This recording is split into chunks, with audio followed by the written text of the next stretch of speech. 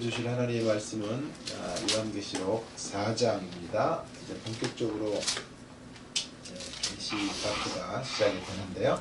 4장 1절부터 11절 전체이지만 4절까지만 보도록 하겠습니다. 1절부터 4절까지 403쪽에 한 목소리로 4절까지 같이 읽으면 좋겠습니다. 같이 읽겠습니다. 시작.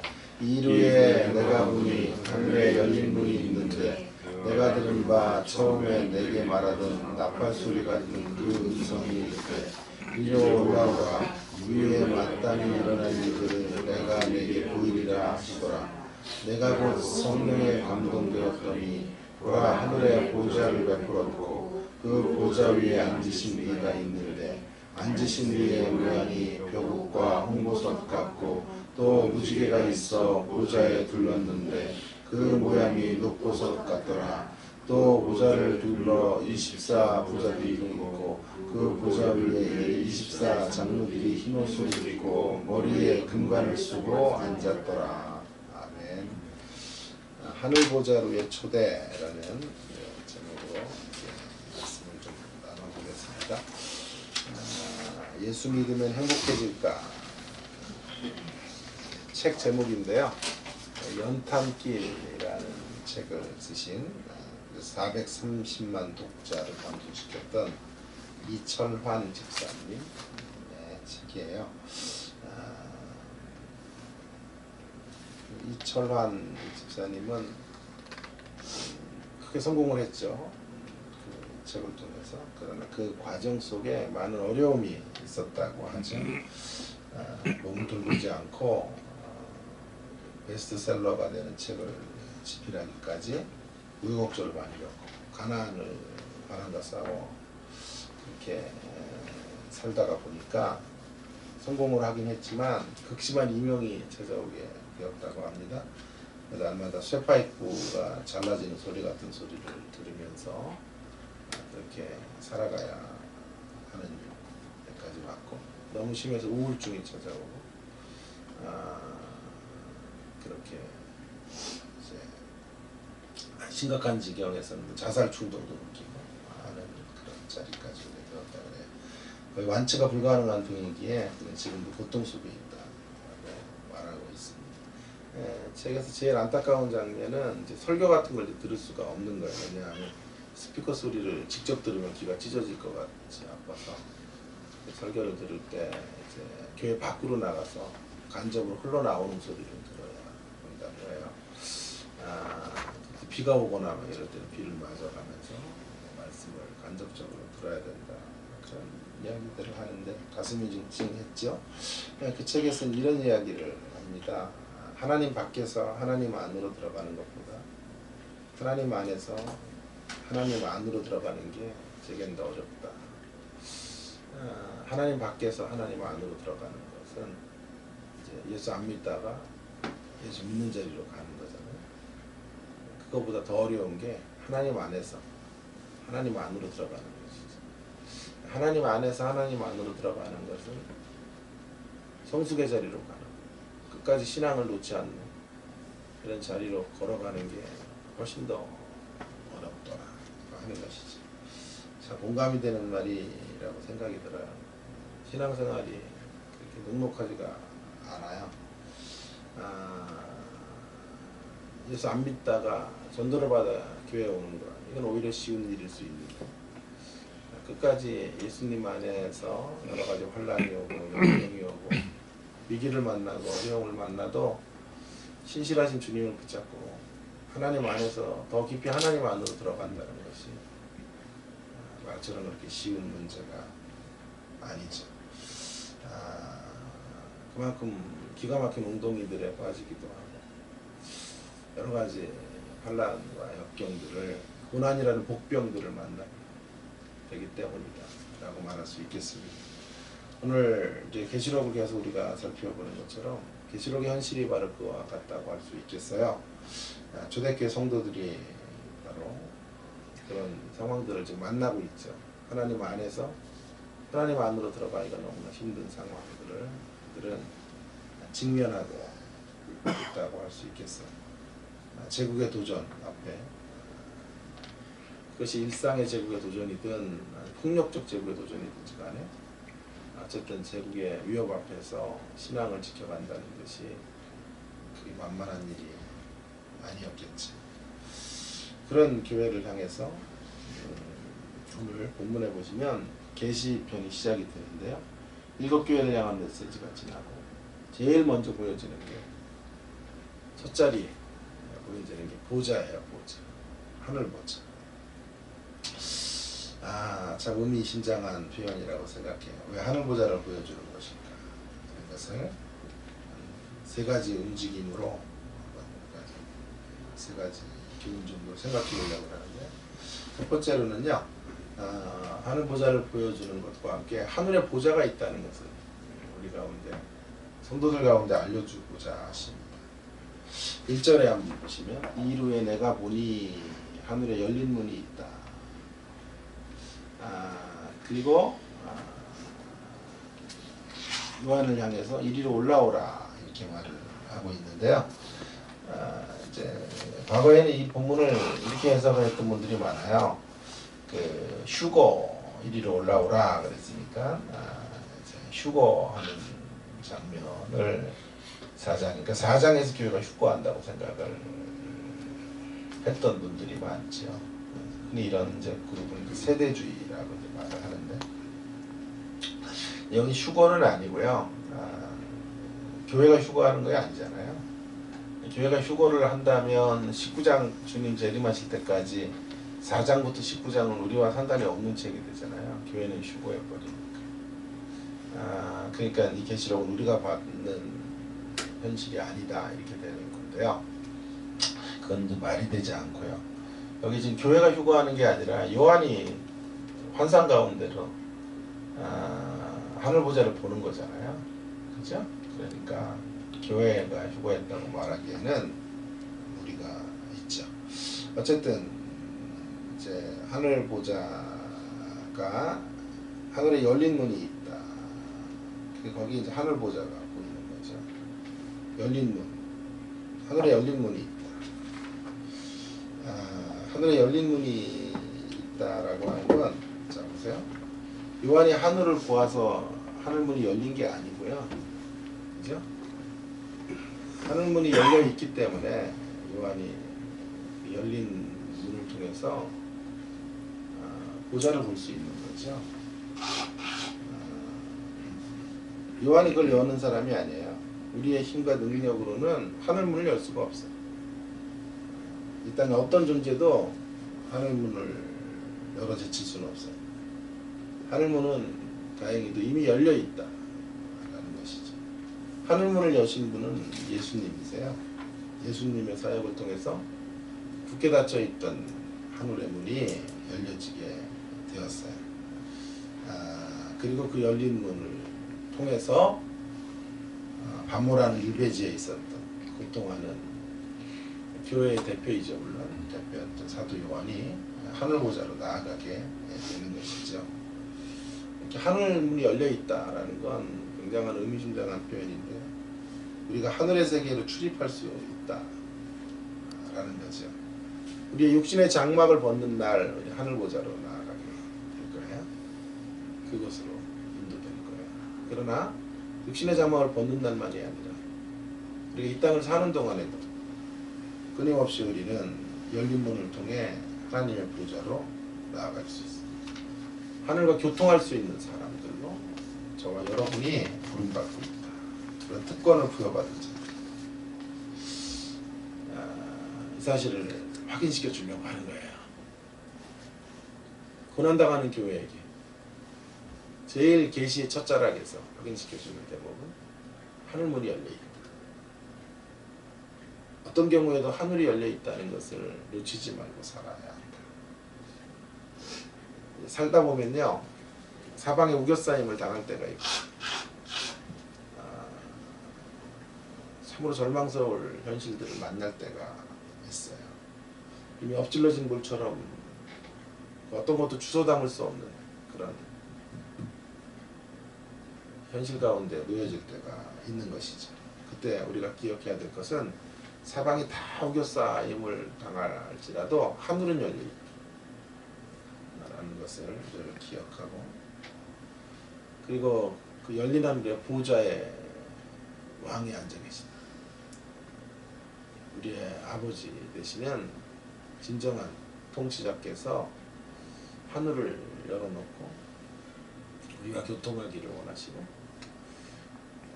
이 역사를 움직이고 계시다라고 하는 것을 우리가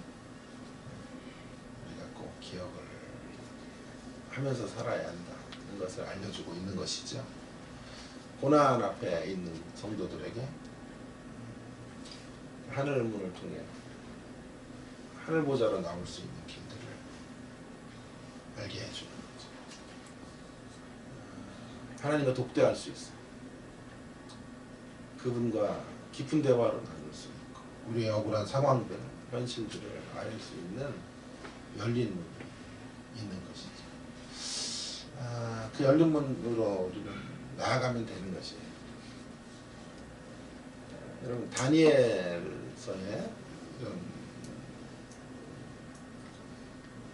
내용이 있어요.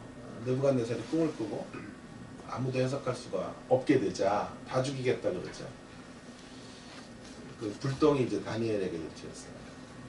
잘못하면 유다 백성들, 이스라엘 백성들 다 죽게 되는 거였어요. 그때 다니엘이 말하죠. 내가 이 꿈을 해석해 드릴 수 있습니다. 시간 벌기 작전하는 게 아니에요.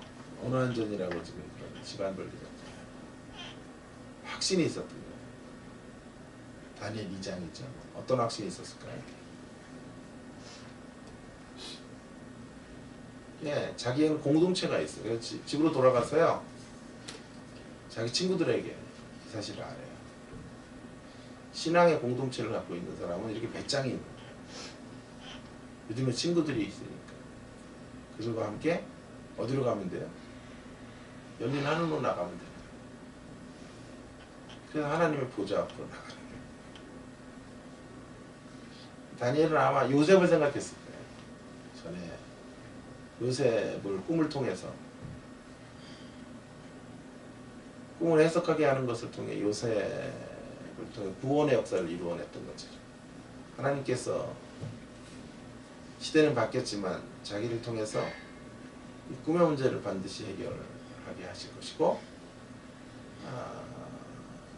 이곳에서 제사장 나라가 되는 역사들을 이루어내실 것이다. 그래서 그 밤에 하나님께로 3명의 친구들과 함께 기도로 나가는 거예요. 그때 하나님께서 하늘을 가르고 강림하셨어요. 그 꿈을 해석할 수 있는 지혜를 허락해 주신 것이죠. 여러분, 우리에게 바로 그런 하늘 보좌가 열려져 있다는 사실, 그 사실을 늘 기억하시고,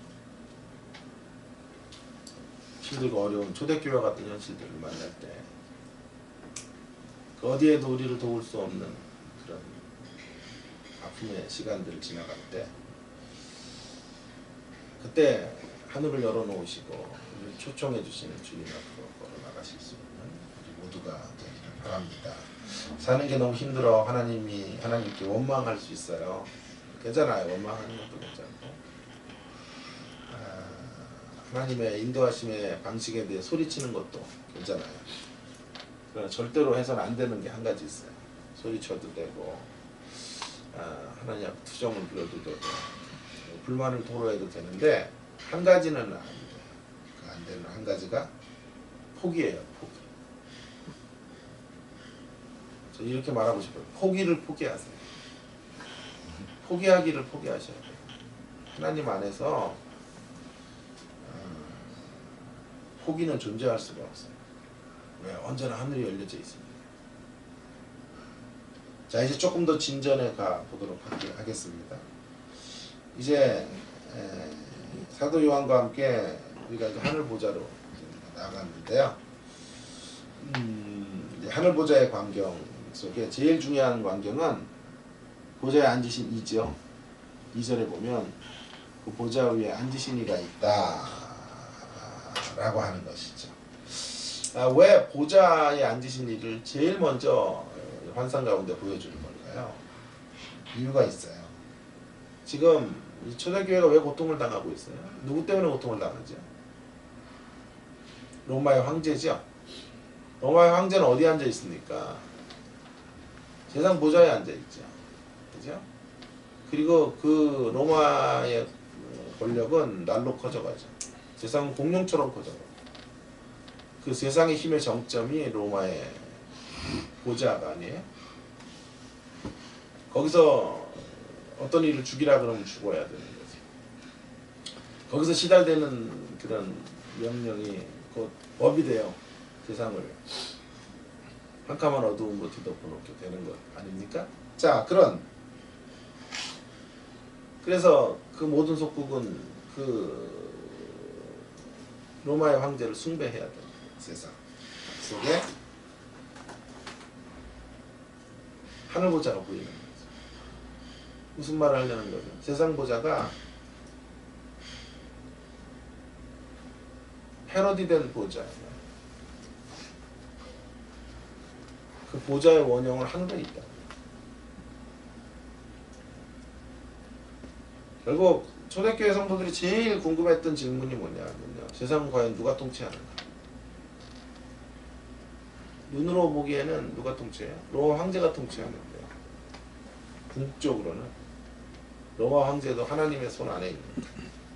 하나님의 허락 없이 로마의 황제가 자신의 주권적인 사역을 통해서 교회를 핍박할 수가 없다는 거지. 하늘의 보좌에 계신 그분만이 진정한 역사의 주인이시다는 것을 교회에게 알려줘야 되는 거죠. 그거보다 더 큰 위로가 없어요.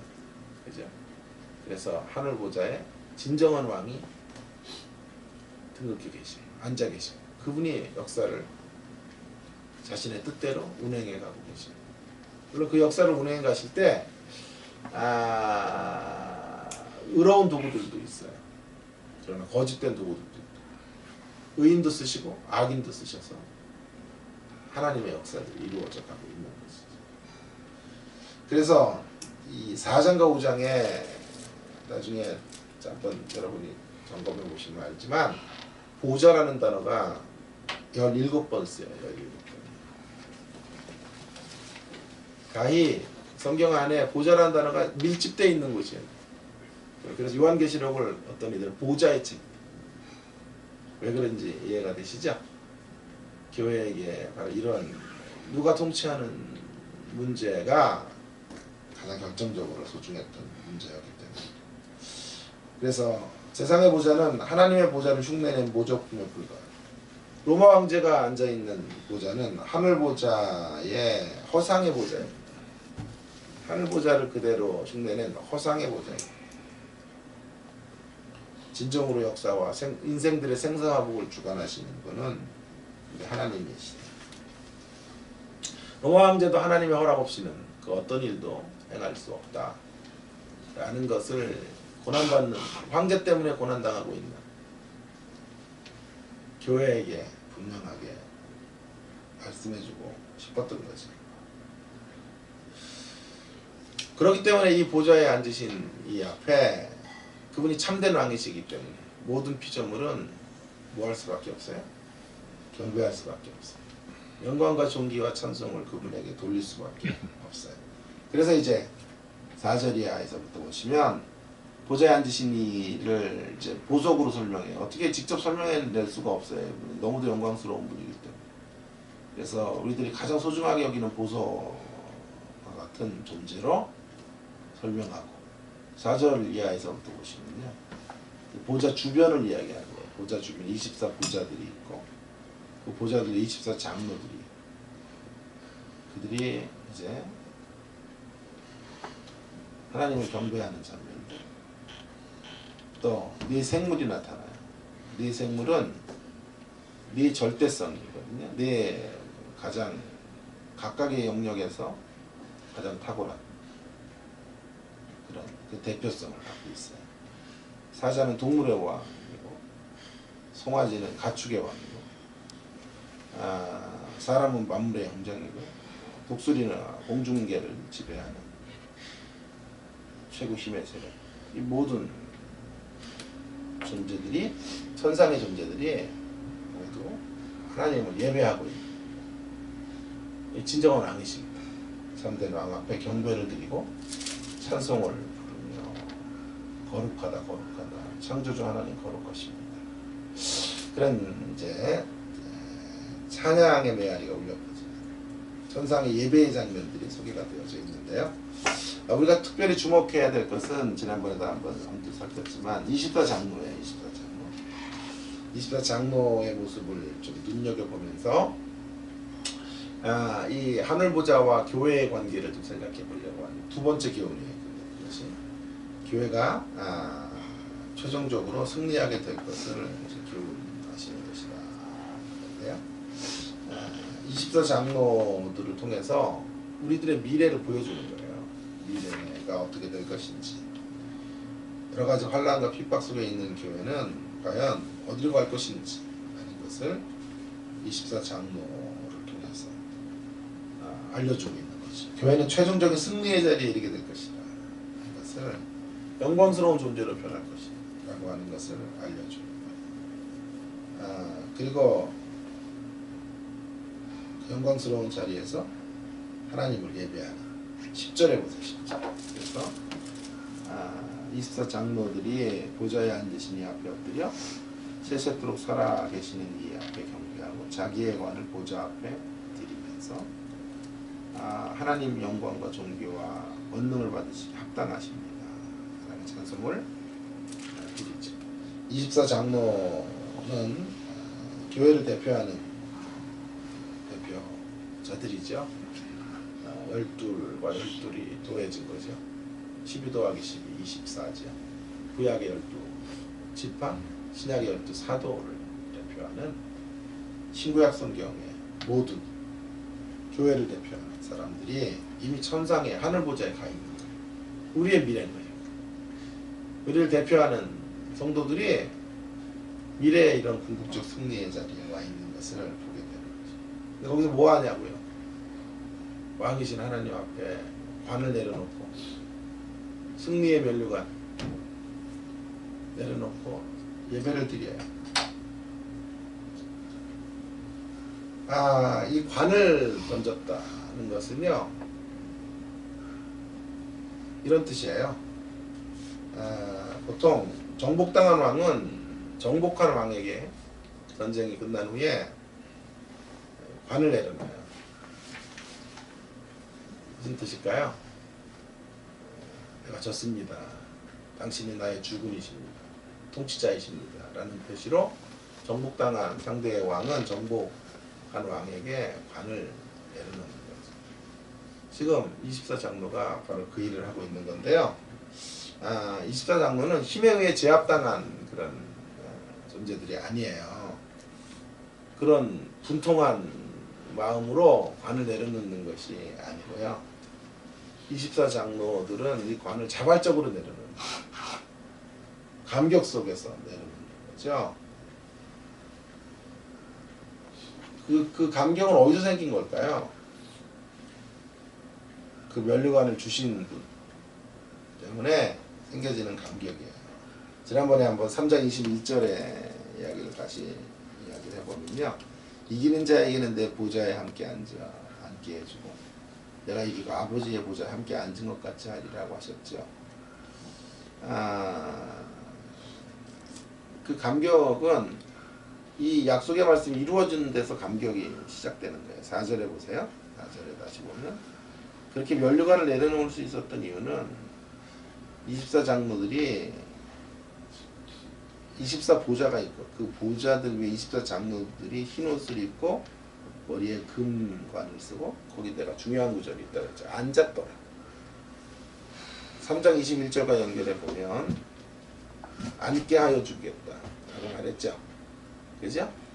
그리고 4절에서 드디어 24장로들이 그 하늘 보좌에 예수님이 계신 보좌 그리고 하나님이 계신 보좌 옆에 앉아있죠.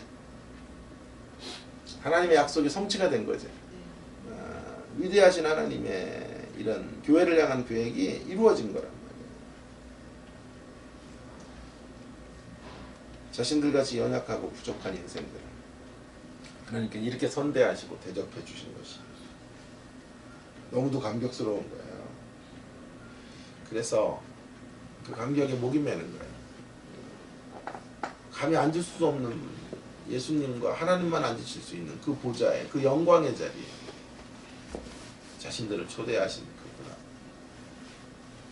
너무도 목이 메서 앉아 있을 수가 없는 거예요. 그죠?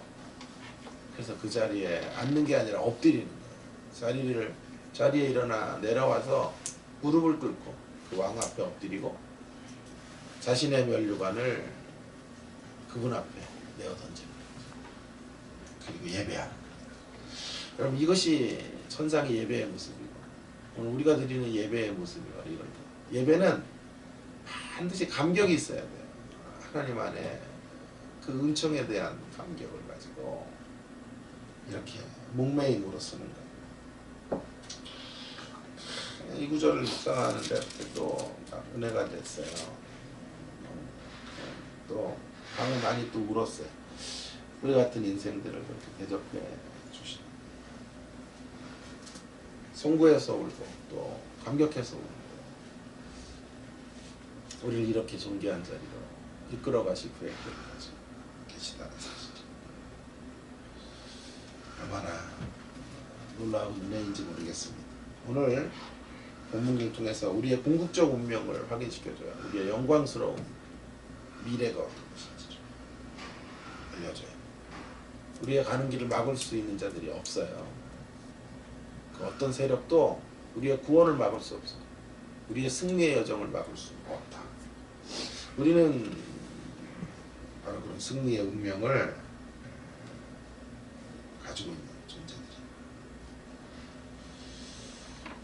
끝을 보여주는 거야. 그러니까 끝을 보고 우리 인생길을 걸어가도록 하시는 거죠. 우리가 살아가는 현실에서 뭘 느끼느냐는 별로 중요한 게 아니에요. 정말 중요한 건 성경에 뭐라고 우리의 인생에 대하여 말하고 있느냐가 중요한 거예요. 우리는 길을 걷다가 여러 가지 어려움 속에 또 대적들의 공격 앞에 이제 졌구나 이런 생각을 할 때가 있어요. 이제 소망이 없는 걸. 그건 우리의 느낌이지. 그건 별로 중요한 게 아니라 중요한 것은 하나님 뭐라고 우리에게 우리의 인생에 대해서 말하고 계십니다. 성경은 뭐라고 우리의 존재들에 대하여 우리의 미래에 대하여 말씀하고 계시는가 하는 거죠. 성경은 분명히 말하죠. 우리는 하늘 보좌에 앉을 자들이다. 이 미래의 영광이 우리 것입니다.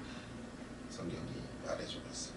스포츠 경기 같은 거 이제 한번 보시면 축구 같은 거 보세요. 요즘 한국 축구가 뭐 지금 뭐 난리예요. 월드컵 참가국 중에 꼴찌에서 두 번째, 22위래나 23위. 23위는 꼴찌는 파나마.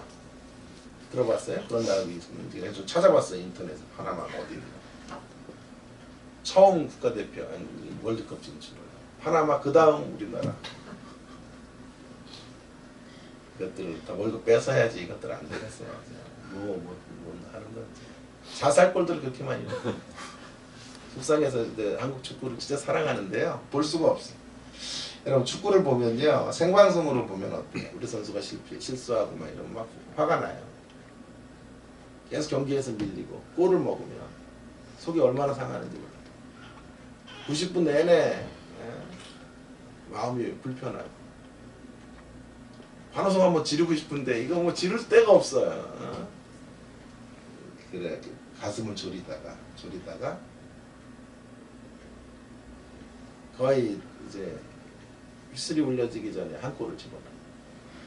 그러면 그때 막 환호성을 지르고 연장전으로 가고 인저리 타임에 역전골이 터지면 천하를 얻은 것처럼 기뻐하면서 소리를 치게 되는 것이죠.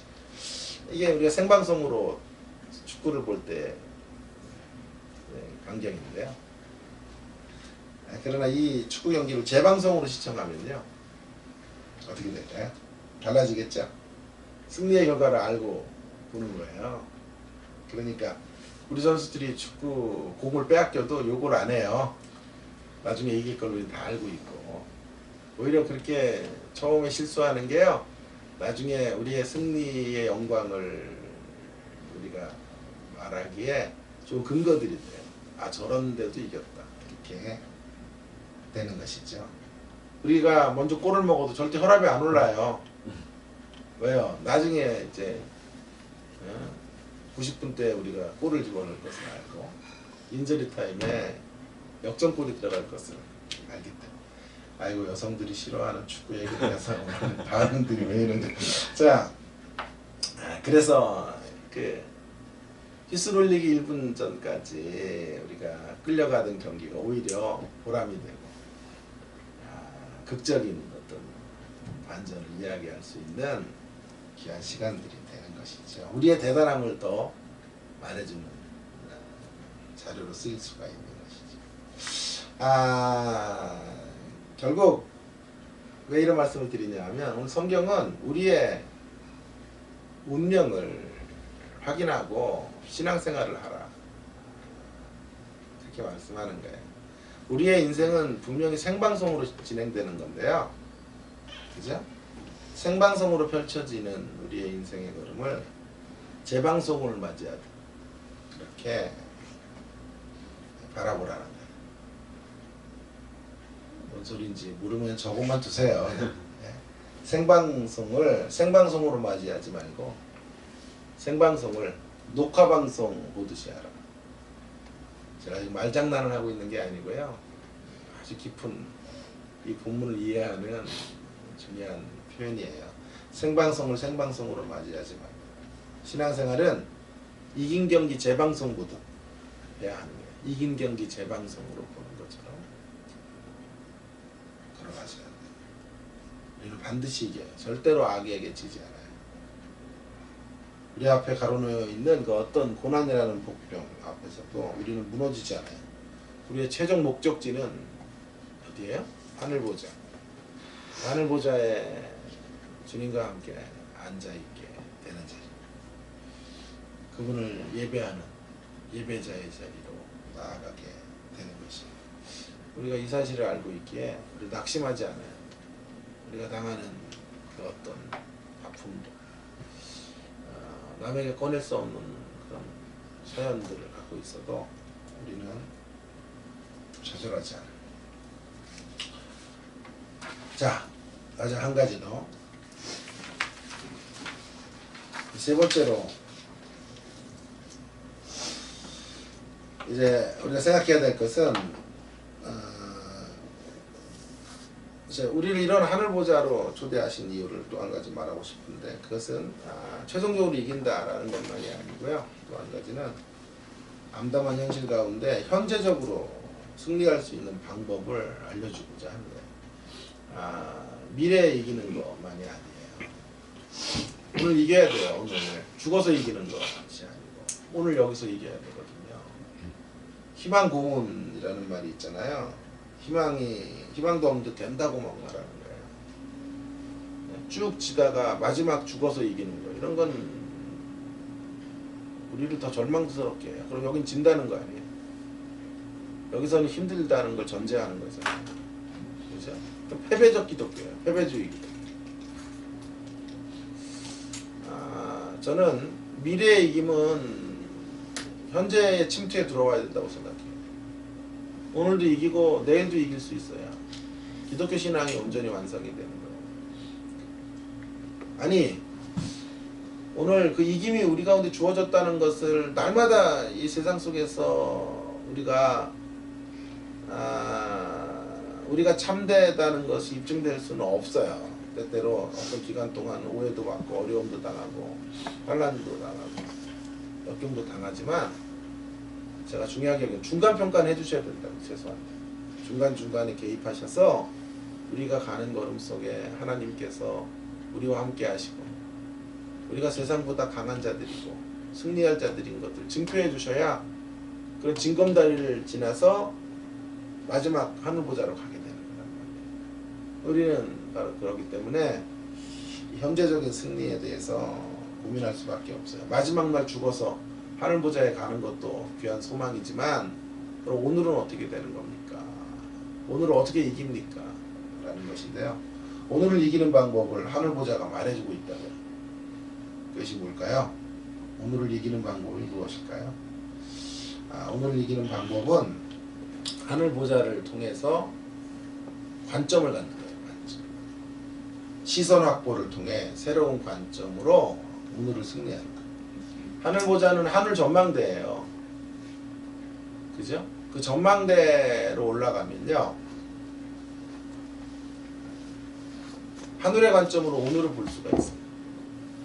그러니까 이런 거죠. 미래의 희망을 미래에 맞이하는 것만이 아니고요, 미래의 희망을 끌어와야 돼요. 끌어와 가지고 오늘 희망이 없는 현실에 빛을 비춰야 돼요. 근데 그 하늘 전망이 있어야 돼요. 전망. 자, 보세요. 내가 서 있는 이 자리에 있고 환경이 이렇게 같이 있으면요, 제가 서 있는 자리에서 환경을 못 이겨요. 왜냐하면 나랑 환경이 거의 대등한 위치에 있기 때문에 그래요. 시선이 가려지면요, 환경을 넘어갈 수가 없어요. 그 환경을 이기는 방법은 두 가지라 그랬잖아요. 이 환경의 어려움, 장벽이라면 장벽이 치워지든지, 또 하나는 우리가 높은 하늘 전망대로 올라가는 거예요. 올라가면 올라갈수록 우리의 환경이 그대로 있어도 환경이 작아지겠죠. 그죠? 점점 환경이 작아지는 과정 속에 우리가 승리있게 되는 거예요.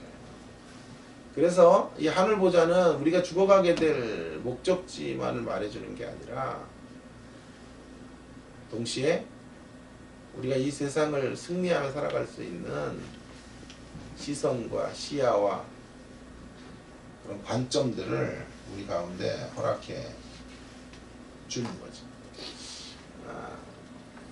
현실이 전부이면 우리는 질 수밖에 없어요.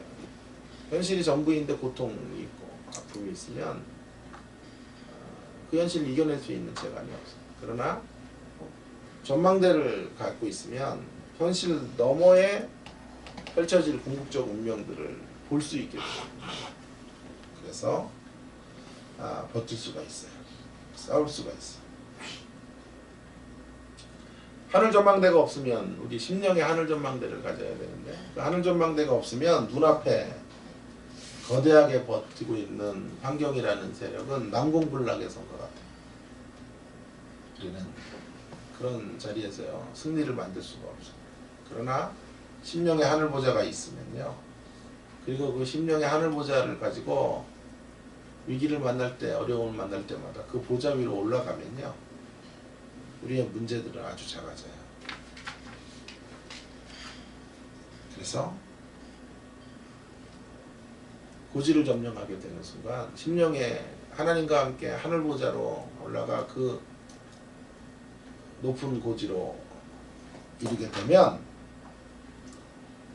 현실을 이길 수 있는 힘과 용기를 공급받게 되는 것이. 현실에서 패배하는 사람들을 잘 보면요, 문제를 자꾸 크게 만드는 사람이에요. 현실을 위해서 지는 사람들은 문제를 자꾸 크게 만들어요.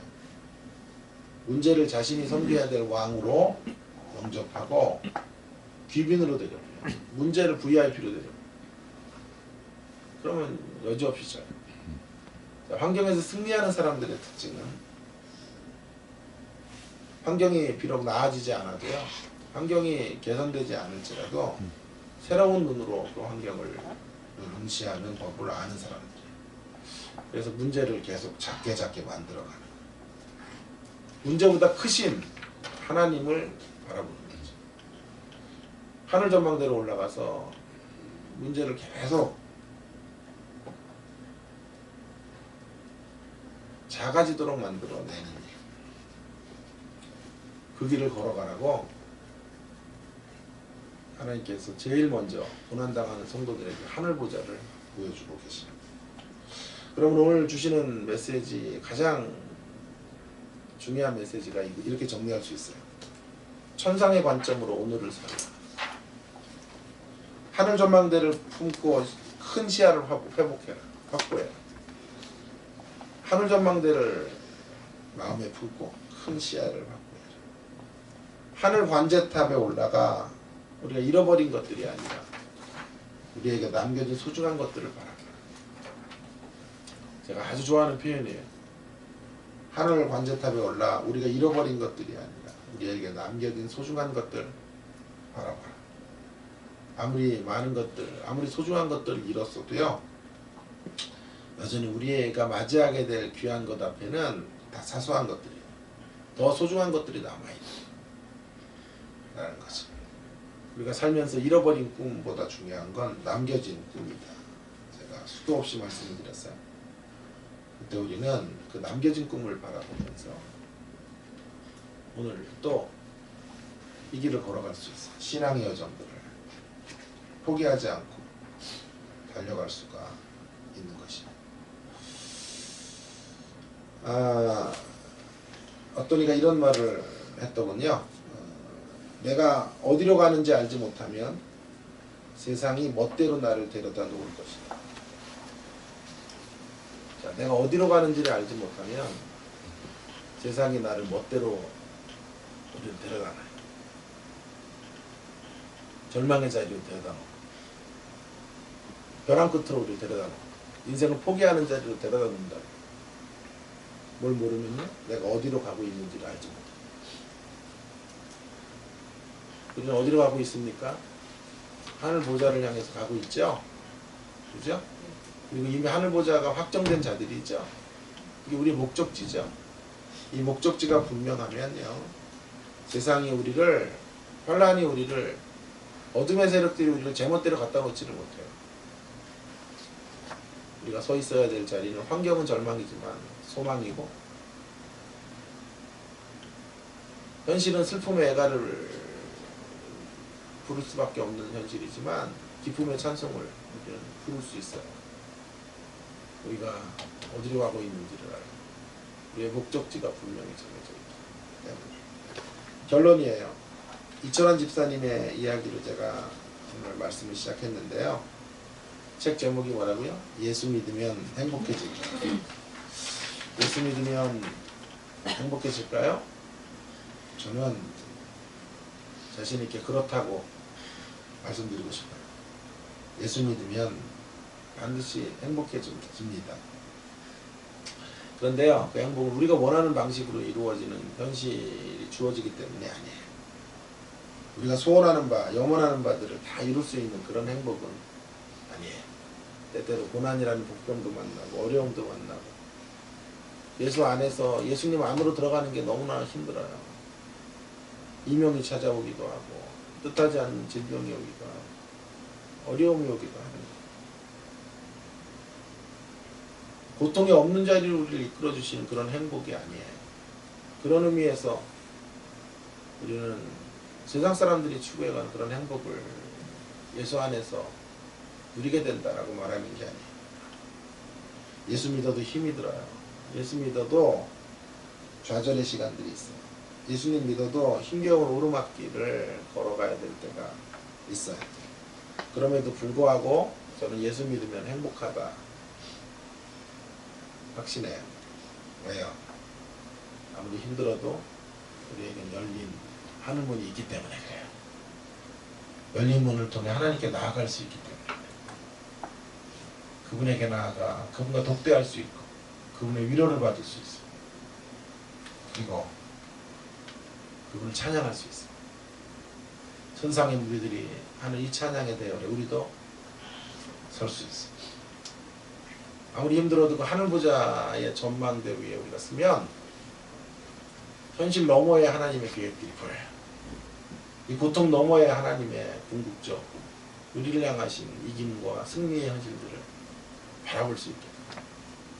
그래서 그것 때문에 행복해요. 행복했지. 저는 이것을 이렇게 표현하고 싶어요. 편안으로의 행복은 아닐지라도 평안으로의 행복은 우리 거예요. 세상이 꿈꾸는 행복은 편안으로의 행복이에요. 더 편해지고 더 안락해지고 더 부귀영화를 꿈꾸는 형태의 행복. 성경은 그런 행복을 예수 안에서 있다고 약속하진 않아요. 그러나 한 가지는 분명히 약속해요. 평안. 주님이 주시는 평안. 그 평안함은 우리를 행복하게 만들어요. 그 평안은 환경이 어려운 자리에도 누릴 수 있어요. 비바람이 몰아치는 자리에도 엄마 품에 안겨있는 아이는 잠들 수 있어요. 비바람이 없는 자리에서 누리는 그런 행복만을 약속하지 않아요. 성경은요. 비바람이 몰아치고 환란의 바람이 불어도 우리에게 하늘 보좌가 있고 우리에게 진정한 왕이 계시고 우리를 통치하시는 분의 역사가 있기 때문에 우리는 승리할 자이고 이미 승리한 자이고 그 운명을 향해 걸어가는 존재들이기 때문에 주님을 생각하면 평안이 찾아요. 평안으로 우리는 행복을 누려가는 사람들. 그리고 이 행복은 세상이 알지 못하는 행복이에요. 노래할 수 없는 자리에서도 노래하는 행복. 그래서 루터는 말했잖아요. 신자를 이상한 새다. 이상한 새가 뭐예요? 광야에 메마른 빵 조각 하나를 놓고도 감사하며 노래할 수 있는 이상한 새. 그 광야는 척박한 곳이기 때문에 원망과 하나님을 향한 불편한 감정을 드러낼 수밖에 없는 것인데 그것에서도 노래할 수 있는 메마른 빵 조각 하나를 놓고도 감격의 눈물을 흘릴 수 있는 이상한 새들이 신자들입니다. 이런 주님이 주시는 평안으로의 행복 가운데 살아가시는 귀한 성도님들 되시기를 주의 이름으로 축원합니다. 좋으신 하나님 함께